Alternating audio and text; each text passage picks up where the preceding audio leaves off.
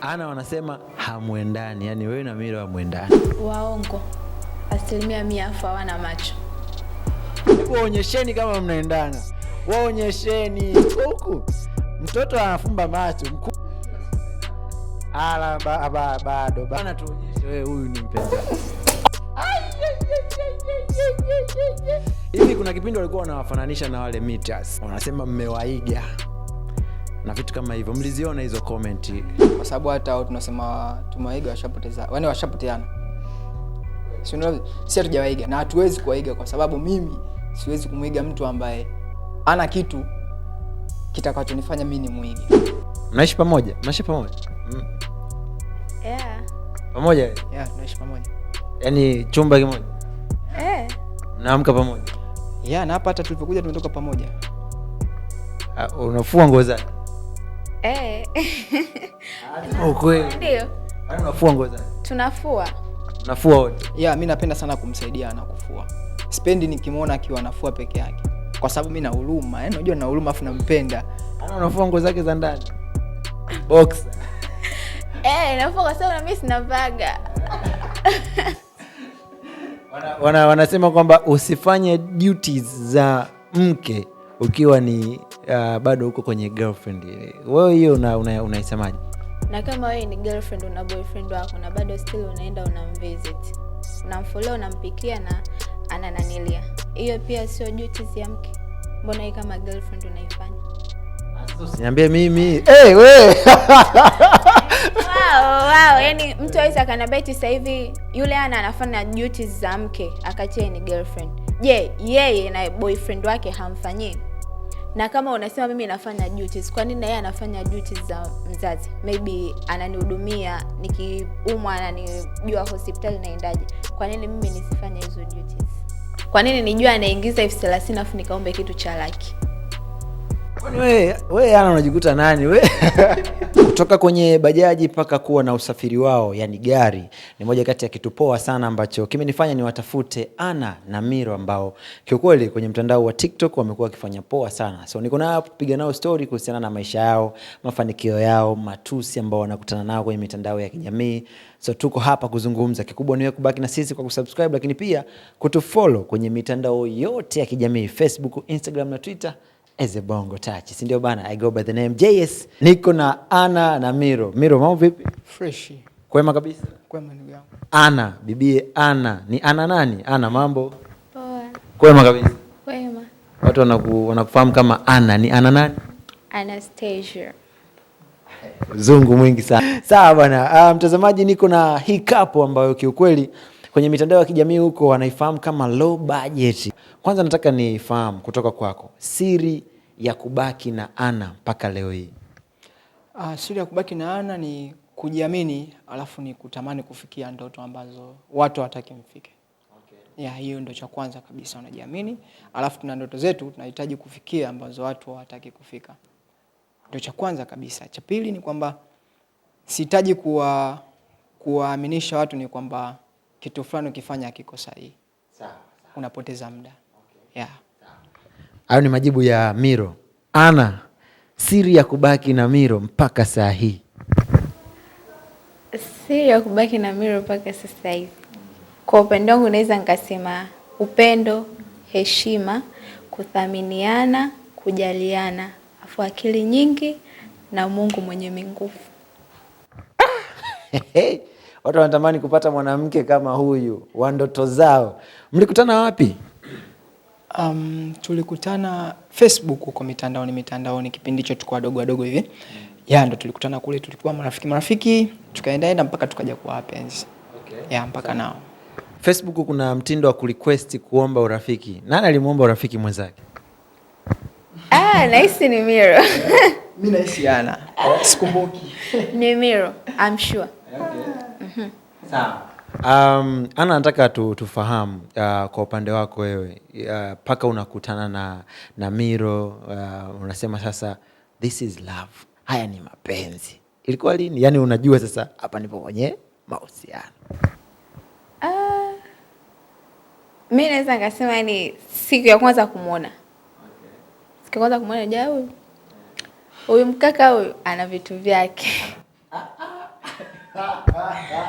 Sawa, hapo kwenye vitu vyake mmetumia muda gani mpaka yani kutoka kwenye Facebook, kwa sababu Facebook ni watu ambao mna chat, hujui huyu yuko wapi, huyu yuko wapi, mpaka mnatoka Facebook mnakutana reality hivi mnaonana, mmetumia muda gani?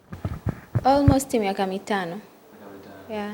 Sababu 2016 tunakuja kuonana 2021. Kwa nini ilichukua muda mrefu kiasi hiko? Hivyo kwa sababu yani unajua kama unavyosema Facebook, kuna muda mtu unadharau mtandao wa Facebook. Huyu just friend, mnawasiliana. Sio kwamba labda alikuwa hataki tuonane. Unakaa Pisuka Mbezi, ni sehemu karibu sana, vitu kama 3-4. Naweza kukuona hapana, naweza kukuona hapana. Hivyo yani. Yeah, ndio maana maybe ilichukua process ndefu mpaka kuja kuonana face to face. Uliona nini kwa Ana ukasema huyu mwanamke ananifaa? Cha kwanza urembo. Peace. Yeah, Ana ni amenyooka sana, mrembo. Cha kwanza urembo, kwa sababu siwezi kwa muongo, yani huwezi kumuona mtu leo afukajua tabia yake. Cha kwanza ni urembo. Alafu baada ya pale sasa ndo kwenye tabia nini tunarekebishana, nasikiliza, mtulivu. Yeah, nikaona yes. Ana wewe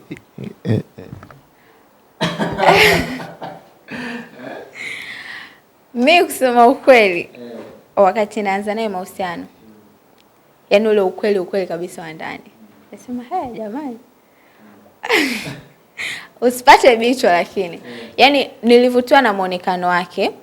Alafu ni ngumu sana, unajua mtu mmewasiliana miaka 5 alafu alikuja kwenye birthday yangu afu akaniletea zawadi nzuri, yani zawadi nzuri. Hajawahi kunipa zawadi nzuri kama ile zawadi alionipa siku ya kwanza. Kwa hiyo ni baadaye alipokuja tena akani approach kwa mara nyingine, nikasema anaweza akawa mtu sahihi. Kwa sababu unajua mtu ukimkubalia sio hapo utajua kama huyu ni sahihi au sio sahihi. Lakini mnavyoanza kuishi vile ndio unajua kwamba huyu mtu ni sahihi au sio sahihi. Yeah. Hivi mna muda gani kwenye mahusiano? Miaka 3 inaenda 4.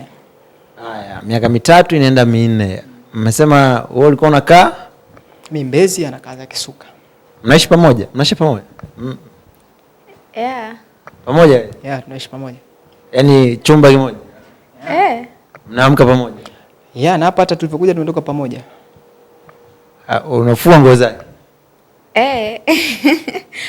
Ukweli? Ndio. Yaani unafua nguo zake? Tunafua. Mnafua wote? Yeah, mimi napenda sana kumsaidia na kufua. Sipendi nikimwona akiwa anafua peke yake.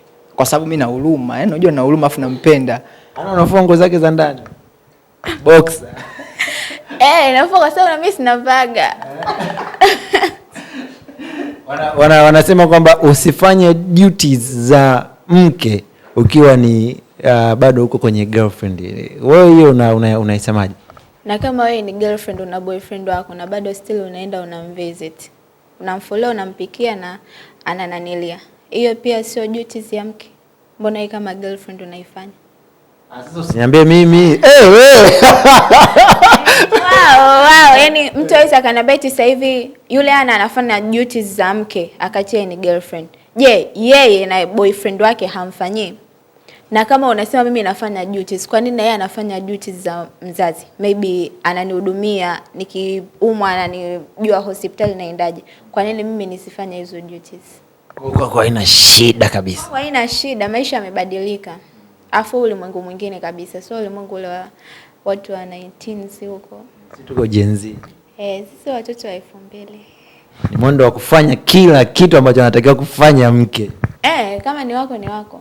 Okay. Kama hutaki kufanya vitu kama mke, basi usiexpect na yeye akufanyie vitu kama mume. Usimombe hela, usimombe akutumie matumizi, usimombe gift, usimombe nini hivyo. Afu hapo ndo wote tutaishi sawa.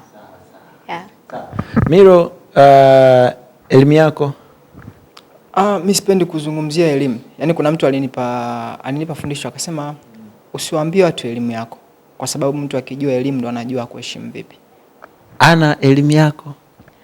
Mimi nasoma nachukua Bachelor of Science in Economics and Finance, chuo cha usimamizi wa fedha IFM.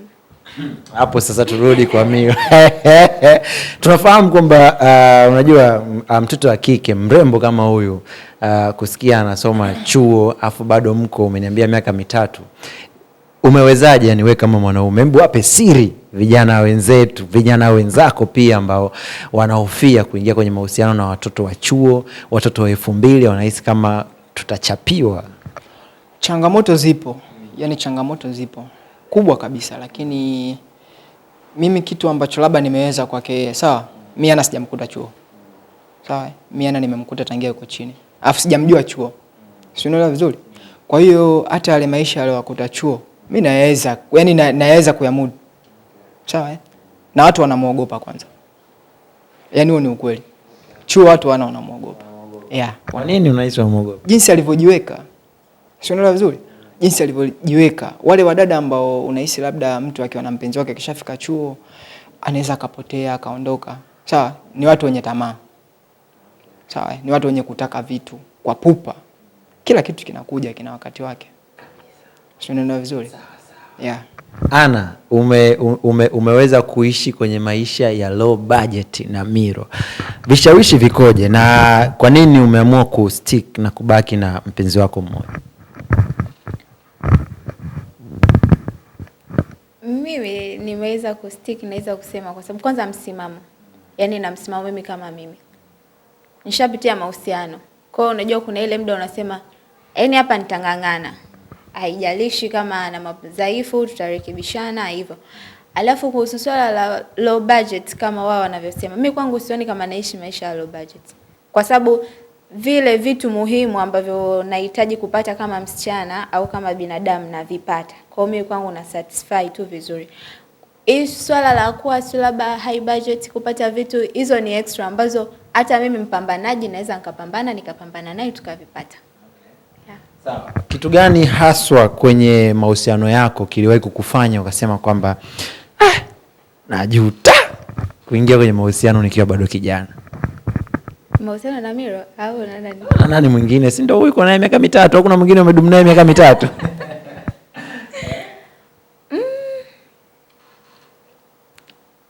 Mimi sijai kujutia. Mpaka sasa sijui kwa mbeleni, ila mpaka kwa sasa hiyo miaka 3 sijai kujutia chochote kuingia kwenye mahusiano. Sawa. Kwa sababu kwenye mtandao watu wanawafahamu hivyo kama low budget couple na nyinyi mmeamua kuishi nayo hivyo hivyo. Last time nimeona kwenye ukurasa wenu wa TikTok uko na bibie anakukimbiza kwenye gari, naomba tu aina nini na vitu kama hivyo. Nimeona gari na pia comment nikasoma unawajibu watu. Tuambie kwanza kuhusiana na gari. Gari lipo au tulikodi? Gari lipo. Gari lipo. Japokuwa kukodi sio kitu kibaya. Si una kodi, si unahitaji nacho. Si una kodi? Ana gari lipo. Gari lipo. Kabisa. Kabisa. Unakaa siti gani? Siti ya mbele. Nakaa siti ya mbele, lakini akitokea mama mkwe au baba mkwe, mimi naenda ukaa siti ya nyuma. Unawaambiaje ambao wanawaita low budget? Yaani mimi naona kwanza watu wa ajabu. Alafu maybe hawajajua maisha ni nini. Siku akija kujua maisha ni nini watajua kutofautisha kati ya low budget na kujionesha. Kwa sababu watu wengi wanapenda maisha ya mtu yani ujioneshe. Yaani wanatamani wamone Ana and Miro tunaenda hoteli, sijui tunaenda vacations, sijui nini. Lakini wanasahau kwamba sisi tuna maisha yetu binafsi. Alafu sisi kama sisi tuna mipango yetu. Sisi hatuwezi, kuna vitu mimi nishamwambia Miro, hatuwezi tukaanza kufanya vacations zitakazotumia 500,000 600,000 kati kuna vitu ambavyo vitu vinaweza vikatuendeleza tukapata faida hata miaka 5 hatujavifanya. Kwa wanaweza kuona low budget lakini sisi tunakula, hatujai kuomba labda msaada mtandaoni, labda tuna shida ya kitu fulani kwa sababu kuna vitu vyetu tunavifanya. Vikikamilika tutaanza kuishi wanavyotaka wao sasa. Haujawahi kukutana na ile unakutana na mubaba au mukaka handsome bisho bitozi anakuambia kwamba unahangaika nini na yule kijana, si uje huku utulie? Uje kukutana na hizo? Mubaba sijawahi kukutana nao. Sijawahi kukutana naye mubaba wala sijawahi kukutana. Tangu mimi nakuwa sijawahi kukutana na mubaba. Yaani sijawahi kukutana na mubaba jamani. Yaani hiyo ni ufact. Au kaka kwanza mkaka hata ukiomba namba yangu nikikupa, wewe mwenyewe tu utakata tamaa kwa sababu kila kukicha status ni Miro. Si unajua? Alafu labda maybe chuo hakuna asemjua kwamba labda ana analiti na mtu fulani. Kwa hiyo hata ukija kumwambia, wewe kwani unajua kama mimi na boyfriend?" Hivyo. Okay. Yeah. Sawa. Kitu gani ambacho ambacho ni gani ambacho kinakufanya uone kabisa kwamba siwezi kwenda kwa mwanaume mwingine nikamwacha Miro? Kitu gani? Kwa sababu kila kitu napata. Yaani unajua mtu kwenda kwa mtu mwingine ni kwa sababu kuna kitu anakuwa amekilaki kwa mpenzi wake. Kwa kila kitu? Kila kitu mimi nakipata. For instance, mtu unavyomwona labda amekucheat, labda mdada akamcheat boyfriend wake. Maybe tuchukue labda upande wa kiuchumi. Mimi kuna vitu anavihitaji afu kula haprovidiwi. Ndio maana mtu labda anatafuta sponsor au nini. The same kwa kaka. Akiona say the girl haui yule girlfriend kwa boyfriend wako, alafu kuna mdada pembeni huko anamjali sijui nini, automatically lazima aende kwa mtu mwingine. Kwa hiyo mimi bado sijaona kitu kitakachonisababisha niende kwa mtu mwingine. Kikitokea nitaenda. Umesikia hiyo? Anawatania huyo. No, anawatania. Yeah, anawatania. Si unawatania? Au ni kweli? Na si watanii. Uko serious? Yeah. Siku ukilaki kitu ambacho maybe always unanijali, unaniheshima, afu siku ukaanza kutoniheshima, afu anatokea outsiders ananiheshimu, nafikiri kwa nini siende huko? Naachana. Kwa nguvu kabisa. Mimi nakemea pepo. Yaani pepo toka, ili pepo yaani pepo litoke yani. Okay, sawa. Ulishawahi kuhisi usaliti wowote kwa Ana? Usaliti? Kwani kusaliti ni vipi? Yaani viashiria gani vinasema ukasaliti? Ana, ushawahi kuhisi usaliti wowote kwa Miro? Mfundishe usaliti ni upi? Kumsaliti mtu sio lazima mpaka labda uanzishe dating. Yaani kuna vitu ukivifanya pia ni usaliti. For instance, kuna vitu unatakiwa umfanyie girlfriend wako, sio rafiki yako wa kike. Haijalishi wewe na rafiki yako umetoka wapi. Mimi vile vitu nikija kuviona nitajua ni usaliti. Usaliti sio mpaka ulale na mtu. Yaani kuna vitu ukivifanya pia ni usaliti. Uongo pia ni usaliti. Japo wenyewe wanasema sijui kuna uongo sijui mzuri, mimi siamini katika hilo. Kwa hizo ndo usaliti. Aya. Sawa, umeelewa sasa. Sasa nataka nikuulize wewe sasa, baba mwenye mji. Tunaoa au tunachezea? Tunaoa. Ana, unaolewa au unaona uone future? Future ipo na nitaolewa. Yeah. Maybe nisingekuwa nasoma tungekuwa tushaoana. Yeah. Mapema sana. Hapana. Huko vijijini watu wanaolewa miaka 15. Mimi mkubwa sana. Hata sasa hivi nitaka kuolewa naolewa, ila si unajua tumeamua kuvipa space vitu. Fanya kila kitu ufanye kwa wakati. Sawa. Kwenye masuala ya mahusiano huwa tunaamini tu kwamba lazima mtaachana. Maandishi yao si mnajua? Sema again. Yeah. Nyinyi mnawaambia nini watu ambao wanawafuatilia TikTok, lakini pia watu wenye hilo neno, wenye hiyo mentality ya kwamba lazima tu hawa tunawapa muda, bado vijana, kuna watu wanawaona wanasema bado watoto hawa. Mnawaambia nini? Mimi nachowaambia, msiwakatisha watu tamaa, kwa sababu kitu mtu anachokianzisha ndo anajua mbele yake kinakuwa kina faida gani. Kuna watu wanakataga sana tamaa. Huku mitandaoni mnawakatisha watu sana tamaa, waacheni. Sawa, nyie wageni, yani wapush, zini kuwapush, wasogee. Kama wanakosea waelimisheni. Si unaona vizuri? Ila neno kuachana kwa Ana and Miro, au siku mkija kusikia Ana and Miro wameachana, yani itabidi sasa hata yani Mama Samia mwenye nchi yake mitano tena aingilie. Yani hiyo ni ukweli. Sema unaonekana unajiamini sana kwamba yani wewe unajiamini sana kwamba Ana hawezi kukuacha. Kwa nini?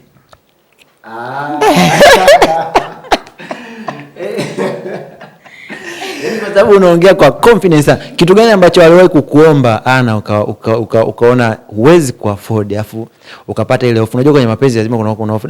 Hapa labda anaweza akakimbilia kwa mtu mwingine. Kitu gani labda ambacho aliwahi kuomba kwako ukaona kabisa hiki mimi siwezi? Hakuna. Wewe kwa nini hujawahi kuomba kitu ambacho hawezi? Na kwa nini niombe kitu ambacho kipo nje ya uwezo wake? Wakati najua kipato chake, najua anaingiza shingapi. Kwa nini nijua anaingiza 30,000 afu nikaombe kitu cha laki? Kwani wewe Ana unajikuta nani wewe? Kwamba yani wewe unajua sana mapenzi, yani wewe bana yani siri moja hapo, sisi mkoa wetu. Mkoa gani kwanza? Yaani sisi mkoa wetu cha kwanza tuna upendo wa dhati. Afu cha pili, 80% ya watu wanaotokea mkoani kwetu wana miakili mingi kichwani. Hem, tuletee basi hata wawili watatu. Kuna watu wanatafuta hivi viumbe jamani, kwamba yani hausiwezi kumuomba mpenzi wangu kitu ambacho kwa sababu ni low budget. Shingapi unatoka ndani unaenda yani we budget yako yani shingapi yani kwenye pochi ili utoke ndani uwe nayo? Kwanza mimi sitoki kama sina pesa ya kutoka. Kwa sababu huwezi ukapanga safari wakati hauna pesa. Kwa hiyo natoka naenda sehemu fulani, nitatumia shilingi fulani, pesa ipo, nitatoka nayo. Pesa ipo, nitatulia ndani. Alafu kwanza mimi sio mtu wa kupenda kutoka. Mimi na prefer sana kukaa nyumbani kuliko kutoka. Yeah. Umempa nini? Ni nguvu ya Mungu. Nguvu za Mungu, miguvu ya Mungu mingi sana yani. Iko. Vijana jamani huku watu wanateseka. Yaani hivi unapomwona kijana anateseka na mapenzi. Unamshauri nini kijana ambaye anateseka na mapenzi? Atafute hela. Wapa hela hiyo. Mimi hela ninazo. Ana hela ipo. Hela anazo nyingi za kunitosheleza mimi, familia yake na familia yetu. Sio za kuwatosheleza watu wengine. Nyaka kadada haka. Hapo kwenye hela. Hivi ni shingapi ambao alikupa ukaisi ni hela kubwa sana ambao wamekupa? Hela kubwa ambayo amenipa. Sasa ukisema kwenye hela hapo kila siku mimi natumia hela zake. Hapana, yani mimi nishakula hela zake nyingi sana. Yani kingine ni kwamba mimi na Ana, sawa? Hela ambazo tunatumia ni hela nyingi kuliko watu wanavyozani. Siunaelewa vizuri? Lakini sio za pamoja, sio za mara moja. Bado hatujabarikiwa ile lundo la mara moja, ila tutabarikiwa. Ila hela tunazotumia ni hela nyingi sana kuliko watu wanavyozani. Mtaani mnapoishi watu wanawachukuliaje? Mtaani kwetu sisi tunapoishi, of course wanatupenda sana. Yaani wanatupenda sana, alafu wanatuona watu wa ajabu.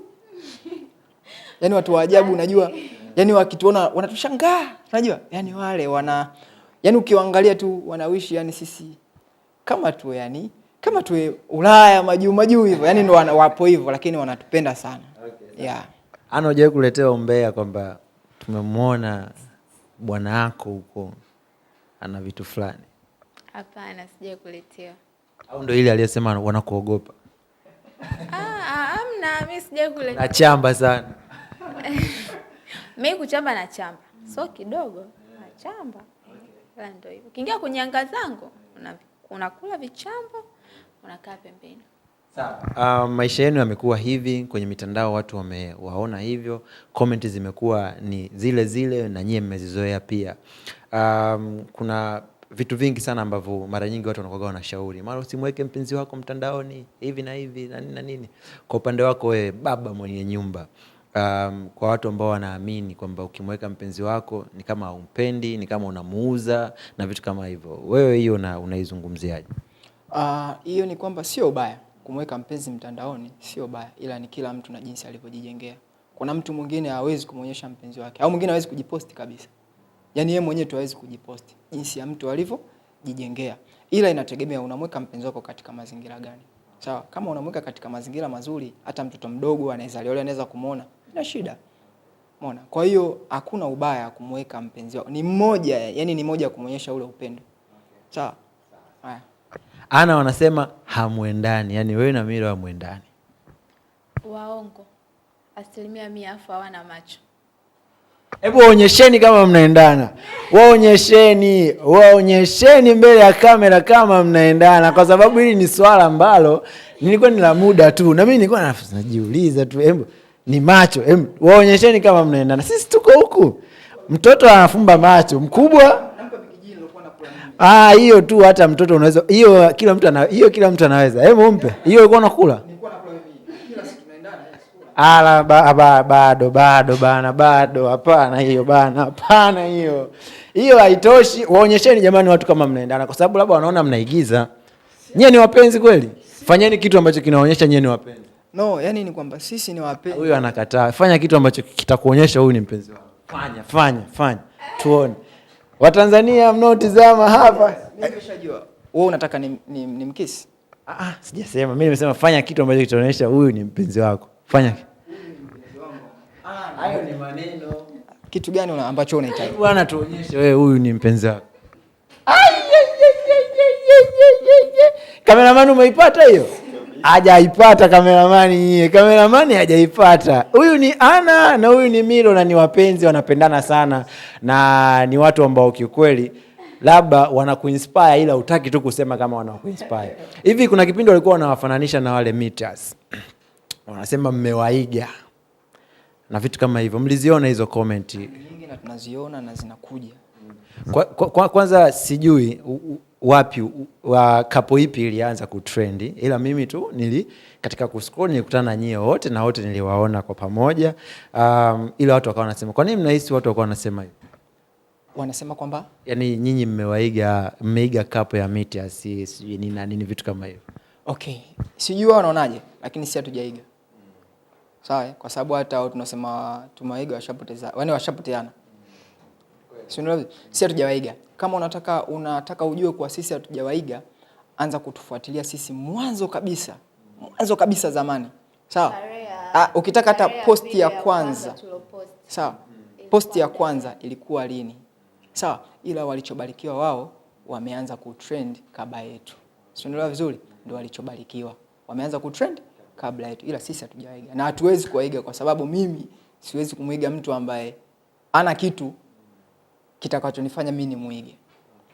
Au kitachonifanya mimi kaniongezea kitu. Siwezi. Sawa. Naanza na Ana. Waambie wanawake au mabinti ambao wanaamini mapenzi ni pesa. Mapenzi sio pesa. Alafu ukizingatia dunia sasa hivi tunaishi ni dunia ambayo ina mambo mengi sana, ina watu wa ajabu wengi sana. As tunavyoona story huko watu sijui wadada wanaenda guest wanakatokota viungo mahotelini. Mapenzi sio pesa. It's better upate mtu ambaye utaanza naye chini kuliko kutaka kupata vitu ambavyo hujui mtu hizo hela katolea wapi. Yeah. Waambie vijana ambao wanaamini ili umiliki pisi kali lazima uwe na pesa au ufeki maisha. Cha kwanza sio lazima ufeki. Lakini make sure una pesa. Haijalishi shilingi ngapi. Kwa sababu unapomiliki huyu ni kiumbe mzee. Akiumwa anahitaji kula, anahitaji kuvaa. Sawa? Usiwadanganye watu. Usiwadanganye watu. Ila make sure pesa unazo. Haijalishi shilingi ngapi. Kitu gani ambacho upendi kutoka kwa Miro? Chelewa kurudi nyumbani. Anadeka mwenyewe.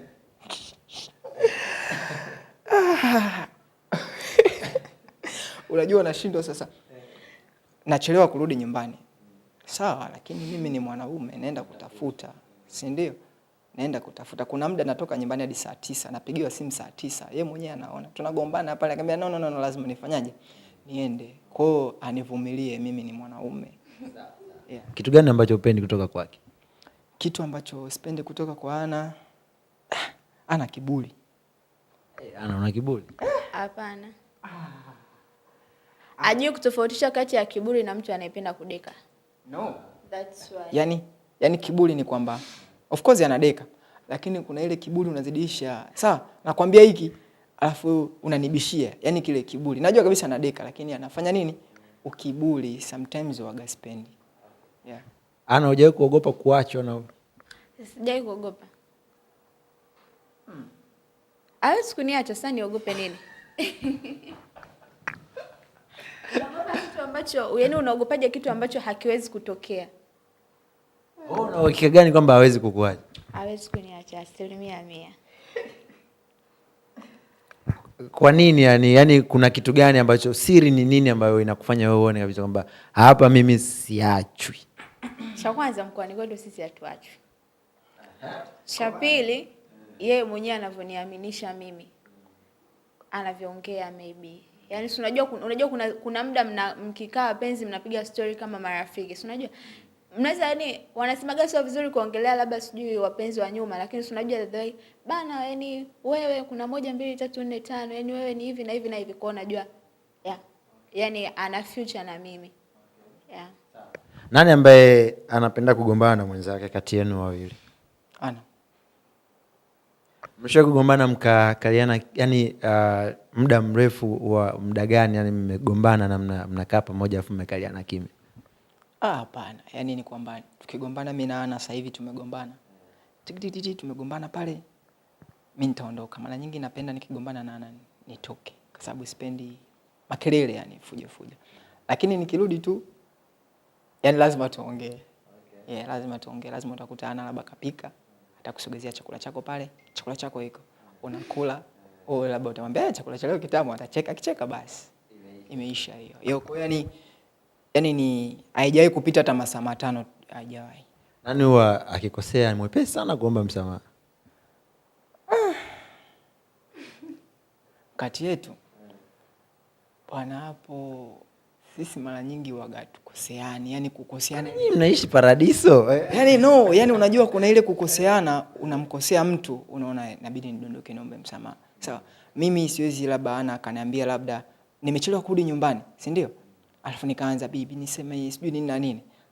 Hapana. Nitamwambia tu nimepitia yani ndio tunakoseana kidogo sana. Si hatujui kukoseana ile mpaka sasa tuombane misamaha, sijui ile misamaha. Sisi tunakoseana vitu vya kawaida. Yeah. Ana bado ni mrembo. Anatongozwa, unaziona DM au message? DM ziko nyingi mzee, nikikwambia hapa. Na ni watu wakubwa. Mimi nakwambia ukweli, Insta. Alafu watu wasichokijua ni kwamba yako na Ana.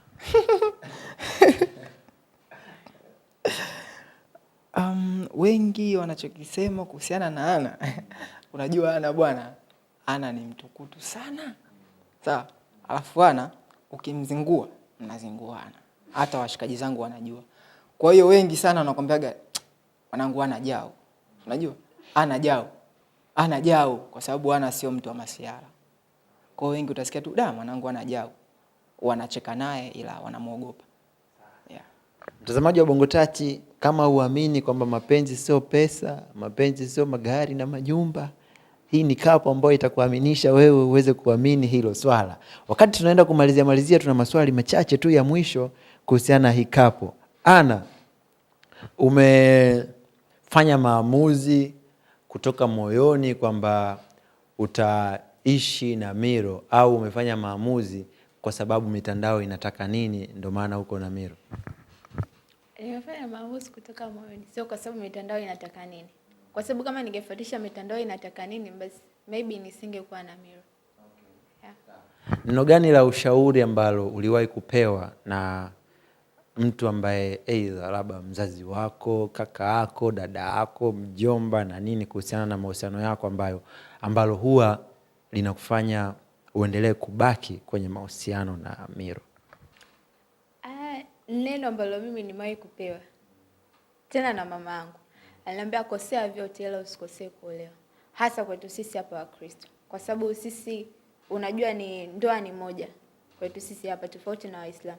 Kwa hiyo unapokosea kwenye kuolewa, yani unakuwa umejitengenezea maisha mabaya sana mbele. Hata kama ukiachana naye sijui kiserikali sijui nini, still ni ngumu sana hasa kwa mtoto wa kike. Yeah. Mahusiano miaka 3, Ana anasoma, wewe unachakalika, mnaishi pamoja. Safi kabisa. Tunataka kama kapo mshauri kapo zingine zifanye nini ziweze kudumu kwenye mahusiano, kwa sababu mmeweza kuonyesha kwamba pesa sio kitu. Kama kapo nyingine, kapo ni nyingi. Sawa, kuna zile ambazo hazifahamiki, zinafahamika. Lakini kitu cha kwanza cha kushauri, sawa, wasio wanatengana. Sawa, usifanye kitu mtu mwingine akaona kumbe hana maana. Sawa, unaweza mimi nikafanya kitu labda Nana nikasababishia kuwadharau na watu wengine waliopo katika mzunguko ule. Kwa hiyo cha kwanza wasio wanatengana. Alafu hata kama wanagombana, gombaneni ndani. Sio kila kitu mkilete mitandaoni. Sawa? Mengine acheni tu yapite. Sawa? Watu wa mtandaoni wanataka sana drama. Sio, unaelewa vizuri? Kwa hiyo kama mnaona kuna kitu kipo serious kwenye family nini, kiwekeni chini, kimalizeni. Sio vizuri leo eti una date na huyu umemwacha, kesho unakuja na mwanamke una kapo nyingine, hauleti maana, unakuwa unapoteza. Sawa bana, ila Ana ameamua kabisa kujiweka low budget ndio apige milazo. Mbona kapendeza? Wewe ana utamani manini ya Peruvian hair? Mimi nimesuka since Jumamosi. Sasa eti wai kwa sababu nimeitwa na Bongo Touch ndo niende nikaeke wigs, sio ngafanya. Hapana, kucha zenyewe hizi ni kucha zangu mwenyewe. Yaani na kucha zangu najibandika mwenyewe. Mimi siendi kwa kwenye manicure, sijui pedicure naita. I don't know mimi. Wewe sio mwanamke wewe. Mimi simple but true, anaendana na kitu ambacho na uwezo nacho. Sio kitu ambacho sina uwezo nacho. Yeah. Mwanaume akikutongoza kwa kumalizia tu, ambaye amejipata na maisha yake mazuri kabisa na vitu kama hivyo, unamwambia nini? Akikutongoza ni unatongozwa sana, tunajua, si ndio? Anatongozwa waga, unawajibu nini? Nimeolewa. Pete una Ndoa ya bomani. Aha. Nyie katika moja kati ya interview ambayo nimewahi kufanya, natamani nitarudia nao hawa. Next time tutakutana tena hapa kuzungumza kuhusiana na mambo ya kapo kwa sababu wamenivutia sana, wako real. Sijasikia humu Kiingereza mwingi sana, mtu anaongea jamani, tujifunze na sisi sawa. Kwa mashabiki zenu, neno lolote la mwisho la kushare, tukianza na Miro? Kwa mashabiki zetu waache makasiriko. Alafu pia tunawapenda sana. Kuna page Ana and Miro ya Instagram, ile ni mpya.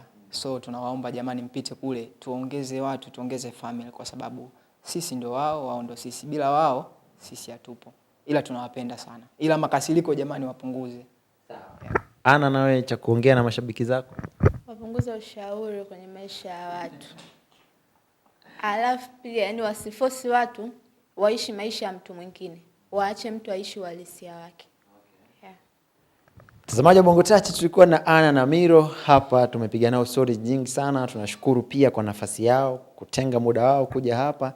Tumezungumza mengi sana, sisi tunasema asante sana. Niwakumbushe kusubscribe, kutufollow kwenye mitandao yote ya kijamii, Facebook, Instagram na Twitter as Bongo Touch. Behind the camera